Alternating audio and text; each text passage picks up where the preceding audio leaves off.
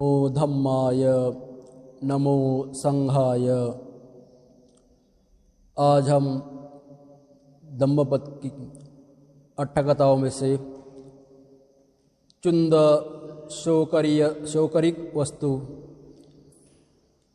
इनके संदर्भ में जानकारी देना चाहते हैं।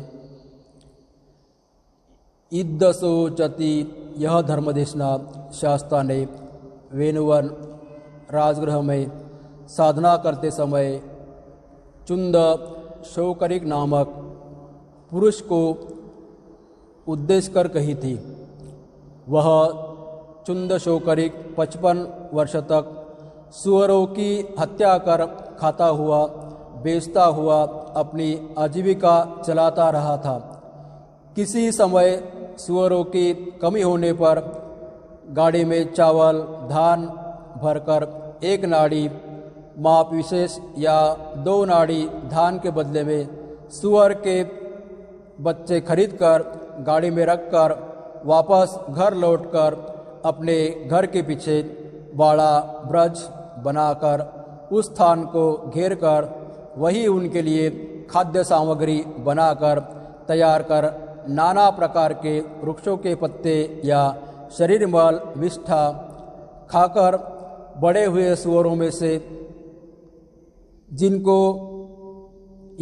वह मारना चाहता था उनको वधस्थान पर खूंटे से बांधकर उसके शरीर के मांस को बैतों से पीट पीट कर फुलाकर जब उसका मांस गाढ़ा हो जाता था तब उसका मुख खोलकर उसमें बांस की नाली में बड़े थाल में उष्ण जल भरकर उसके पेट में पहुंचाता था। वह उष्ण जल उसके पेट में पहुंचकर वहां इकट्ठे हुए मल को गुदा मार्ग से बाहर निकाल देता था। जब तक उसके पेट में यंकिंचित मल रहता वह यही क्रिया बार बार दोहराता रहता। यो उसका पेट स्वच्छ हो जाने पर उस सुअर के शरीर में कुछ मल नहीं रह जाता था। अवशिष्ट उष्ण जल को वह शोकरिक उसके शरीर पर डालता रहता था। इससे उसके शरीर के काले एवं कठोर बाल मृदु हो जाते थे। तब वह उन बालों को चिमटी से एक एक कर उखाड़ते हुए उसका बाह्य चर्म भी साफ कर देता था।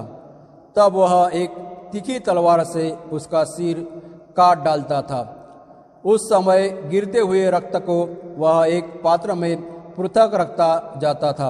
उसके मांस को उस वक्त के साथ मिलाकर अग्नि में पकाकर परिवार के साथ बैठकर खाता था एवं बाकी बचे हुए को बाजार में बेच देता था।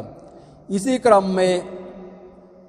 क्रम से अपनी नियमित जीविका चलाते हुए उस शोकरिक ने अपने जीवन में 55 वर्ष बिताए। इसी बीच में इतने लंबे समय तक बौद्ध विहार के पड़ोस में रहते हुए किसी एक दिन भी एक मुट्ठी फूल से पूजा, एक कड़छुल भर भिक्षादान या फिर ऐसा ही कोई अल्पदान भी नहीं किया। इतनी आयु के बाद उसका शरीर रोगाक्रांत हो गया। कहने को तो वह जीवित था, परंतु उस रोग की प्रबलता के कारण नरक तुल्य घोर कष्ट भोग रहा था। यह नरक तुल्य घोर कष्ट ऐसा होता है कि उसे 100 योजन दूर से देखने वाले की आंखें फटी फटी रह जाती है। इसीलिए कहा भी है, प्रज्वलित अग्नि से तप्त होकर सब तरफ 100 योजन तक फैली हुई उस अविची नरक की भूमि देखने वाले को भी सर्वदा त्रस्त करती रहती है। नागसेन सवीर ने स्वरचित्त मिलिंद प्रश्न ग्रंथ में इस नरकाग्नि की प्रखरता इस उपमा के द्वारा दिखाई है। महाराज, यद्यपि इस नरकाग्नि में गिरा हुआ ऊंचे महल जितना लंबा चौड़ा शिलाखंड भी एक क्षण में ही विनष्ट हो जाता है, परंतु स्वकर्म विपाकवश उसमें गिरा हुआ पापी पुरुष उसमें गिरकर तब तक तपता रहता है जब तक उसका वह कर्म विपाक पूर्ण न हो जाए। जैसे माता के गर्भ में पड़ा हुआ बालक 10 मास तक गर्भ पार्श्वसित पाचकाग्नि के पास रहते हुए भी उससे कोई हानि नहीं उठा पाता, उस शौकरिक को वह रोग होने पर उस कर्म के सदृश उसका आकार एवं शारीरिक चेष्टा भी हो गई।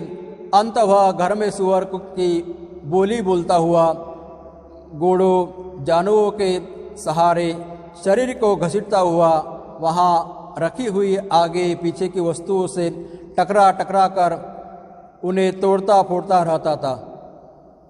इसी अवस्था में उसके परिवार वाले उस दृढ़ता से पकड़कर उसका मुंह बंद करते थे, परंतु कर्म विपाक ऐसी वस्तु है कि जिससे कोई भी नहीं बचा सकता। अंत वह सुअर की बोली में चिल्लाता हुआ ही घर में इधर उधर घूमता रहता था। धीरे धीरे उसकी यह चिल्लाहट इतनी बढ़ गई कि आसपास के 7-7 घरों में रहने वाले का भी रात्रि में अपने घरों में सोना कठिन हो गया। घर से बाहर निकलने पर मृत्यु भय दिखाने पर भी जब वह नहीं माना तो घर वालों ने उसको घर के एक कमरे में ऐसे बंद कर दिया कि वह वहाँ से बाहर न निकल सके और उस कमरे के बाहर रक्षक रख दिए कि वह बाहर निकलने का कोई प्रयास न कर सके। अंत में वह शौकरिक विवश होकर घर में ही कष्ट पाता हुआ इधर उधर लुढ़कता रहा। इस तरह वह 7 दिन तक कष्ट पाया। 8वें दिन उसकी मृत्यु हो गई और स्वकर्म विपाकवश अविची महानरक में जा गिरा। इस अविची महानरक का विशेष वर्णन देवदूत सुत्त मध्यम निकाय में वर्णित है, वहाँ देखना चाहिए।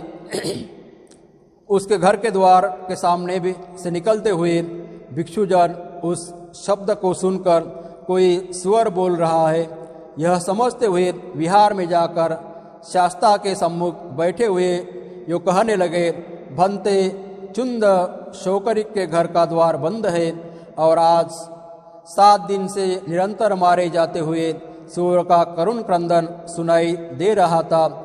ज्ञात होता है आज उस घर में कोई मंगल कार्य होने वाला है। भंते इतने सुअरों के घातक के मन में कभी किसी के प्रति मैत्री भाव उत्पन्न नहीं हुआ। ऐसा खर रुखा एवं कठोर हृदय पुरुष तो हमने इससे पूर्व कभी कोई नहीं देखा।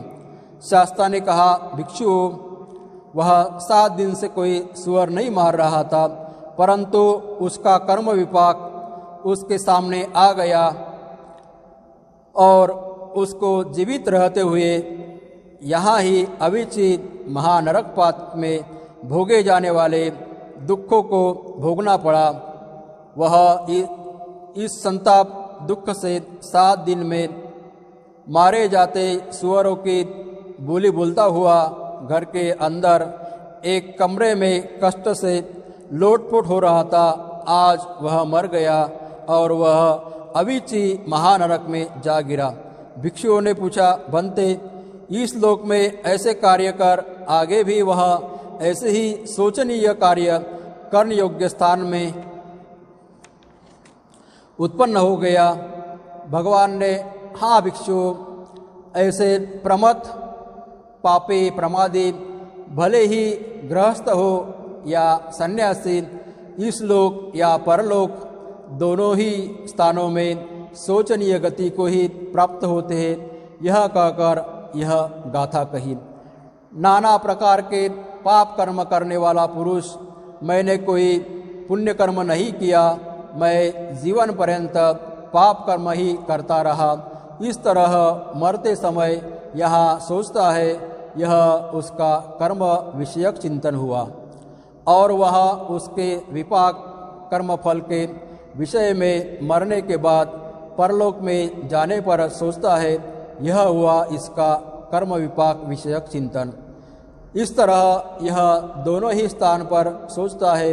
इसी कारण वह शोकरिक भी जीवित रहते हुए यहाँ सोचता रहा और यहाँ उन कर्मों के कारण हुए क्लेशों को अर्थात क्लिष्ट दुखमय कर्मों पर विचार करता हुआ विलाप करता रहा और दुखित होता रहा। वहाँ इस गाथा में पापकारी नाना प्रकार के पाप कर्मों का करने वाला पुद्गल इद्द सोचती, अरे मैंने कुछ शुभ कर्म तो किया ही नहीं, केवल पाप कर्मों में ही जीवन पर्यंत लगा रहा। यह उसका अपने दुष्कर्मों के विषय में मृत्यु समय का चिंतन तथा जब वह उन दुष्कर्मों के दुष्परिणाम के विषय में चिंतन करता है तो वह उसका परलोक का चिंतन करता है।